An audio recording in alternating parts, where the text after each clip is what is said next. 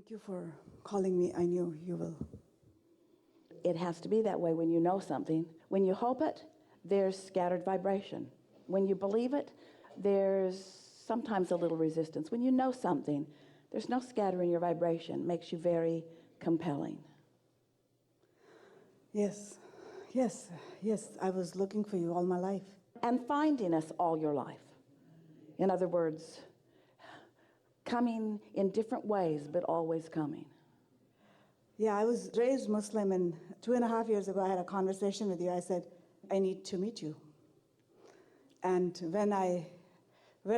cut a long story short, when I heard Esther maybe a few months ago, I knew it was you, and I met you May 9th in Philadelphia, and then very strange events 2 days ago. I had a very important meeting in Indiana. Last minute got canceled. Yeah. I was going to go to Chattanooga, and I heard you saying, come to San Francisco, and here I am. It's very strange. It's actually normal. The sequence of events that feel like circumstance sometimes feels like chance or happenstance, feels like coincidence. Coincidence in the way we mean it is incidences that are coinciding. Law of attraction provides those. But so many convergences. And once you get in this stream where, as you say, you know it, then life is so delicious as you watch the details of this non-physical assistance coming into place. No. We want to tell you just a brief story about that, and we will hear you fully. In Esther's new house, there are some shelves, and she is putting some book collections that she has gathered for a while. And many years ago, Jerry and Esther met a woman in Tucson who had a collection of Mark Twain books. He had written far more than Huckleberry Finn and Tom Sawyer. And his books are compelling. Jerry and Esther, as they read them, could feel the Abrahamic harmony of what he was writing about. And so they were allowed, these books were very valuable and signed by Mark Twain. And so every week they brought another one home. And then the next week they would drive across town and exchange it for another one. And they made their way in 1982 and 3 and 4 and 5 through this collection of books. And Esther always said, one day I will own a collection like that. And so the other morning she woke up, and in her mind was Mark Twain. Just in her mind, first thing when she woke up. So she went to the internet, made a few keystrokes, and found the full collection on eBay, pushed the button, and ordered it. And then Esther and her friend went to lunch. And while they were at lunch, Esther thought about this antique store that is around the corner, where she had ordered a lamp that she hadn't picked up yet. And she thought, well, let's go and see if the lamp is ready. And she walked in, and in this collection of books that Jerry and Esther had read, the one that stood out the most was Recollections of Joan of Arc. Mark Twain had gone to France and had researched the archives and had written what Jerry and Esther believed to be a very authentic rendition of what took place. And it had been the most moving, touching thing that they'd ever read, with Joan of Arc doing the same thing that Esther is doing. The vibrational frequency felt exactly the same. It felt so family familiar. And so now Esther is in this antique store that's several floors and several rooms, and she walked in and in and in and in and stopped in front of a statue, a bronze, of Joan of Arc. And she thought, oh, must have this. And she put it in the hands of the shop owner who was following her around, and she said, I'll take that. And he said, do you want to look around? And Esther said, no, I came for that. Well, she didn't know she'd come for that, but when she saw it, she knew she'd come for that. The night before, the gardener was looking up at the house that's being painted, and a new piece of iron has been painted on the top, and he said, that looks like a Esther thought he said the word bull. And she looked up and she said, oh, yeah, I can kind of see that. Didn't look anything like a bull to Esther.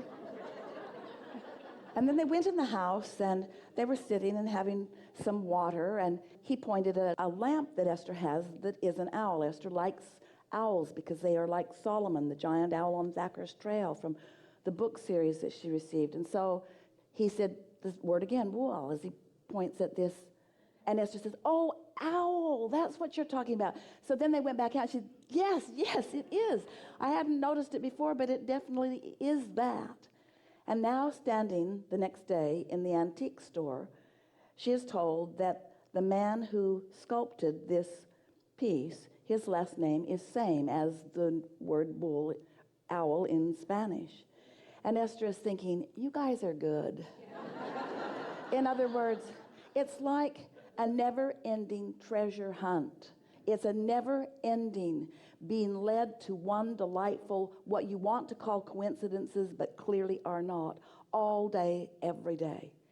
Every one of us knowing every one of you, knowing what you want and where you are in relationship to what you want.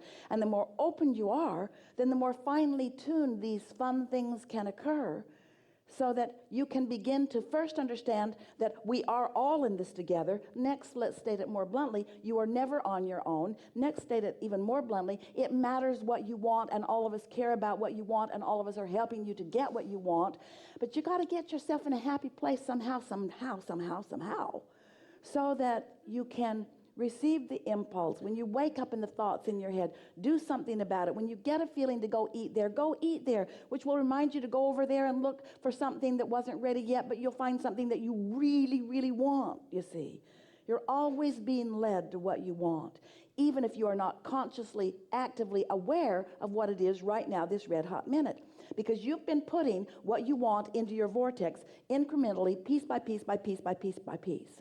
And that vortex has been gathering, law of attraction has been assimilating, all of the cooperative components are gathered, and it's ready to burst forth in so much abundance and awareness and pleasing experiences for you. That's how this vibrational reality is turning to the thing's reality. That's how the idea that Esther has had for a very long time, finally she's in a place where she has a shelf where she wants those books. In other words, finally she's at a place where she wants to read them again. Finally she's at a place, in other words, all of the convergence of all of the things are happening. And the source within you knows the timing, knows the rightness, knows the place, knows where you are in relationship to it, and is constantly giving you feedback. And the more on point you are, the more on tune you are, the more receptive you are, the more in the receptive mode you are, the more consistently receptive you are, then the more delicious your life is, moment by moment by moment by moment. You then and only then really begin to be this extension of source energy here, living the way you've intended to live. Not in struggle, but in constant satisfaction of the things that your life has helped you to identify are important to you, you see. And along with that comes this unconditioned, which is what an emotion is. It's the turning the thought to the thing before it's really a thing. Turning the thought to a feeling before the feeling becomes the condition. It's that unconditioned, that emotion of worthiness that then just washes over you. You just have to feel the importance that you are to source. You just have to know if things that on the human scale of events could be that insignificant, matters that much, that source is guiding you step by step, impulse by impulse, you have to know how important you are to source. Yeah. And so? Can I ask my question? Yeah.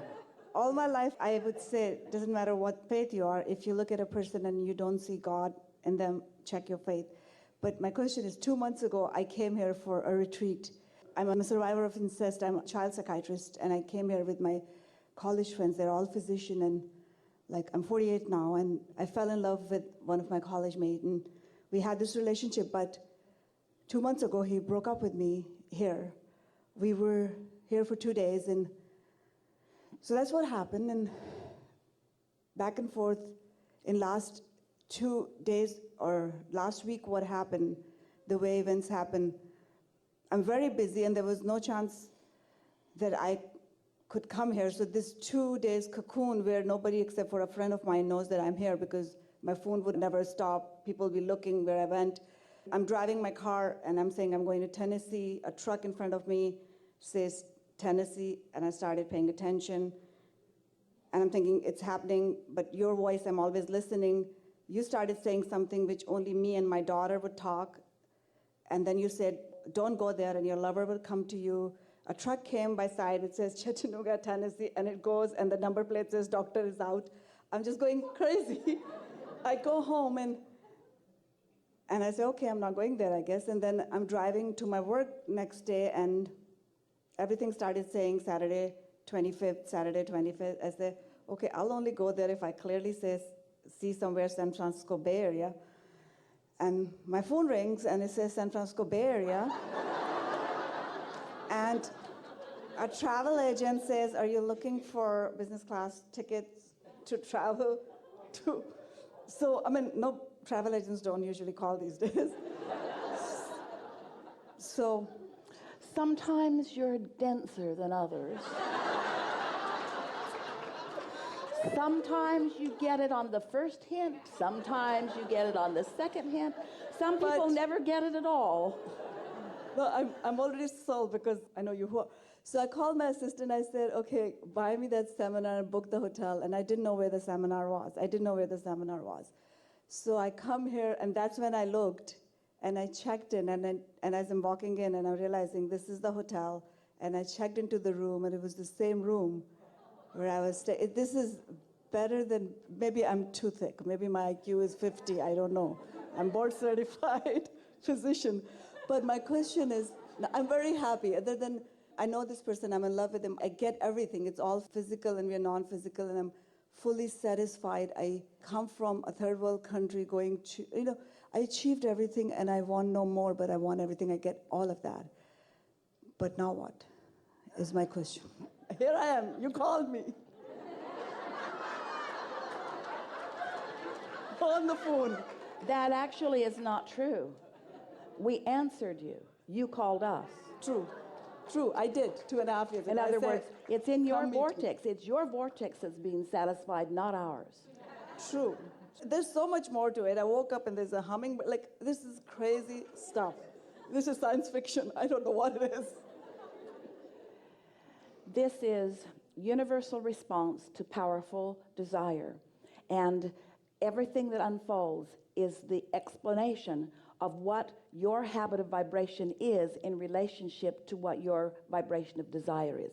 As life starts unfolding in these ways that you don't miss, and you start acknowledging the assistance isn't the right word because you don't need help, the cooperation of the universe in response to the dominance of what's going on within you.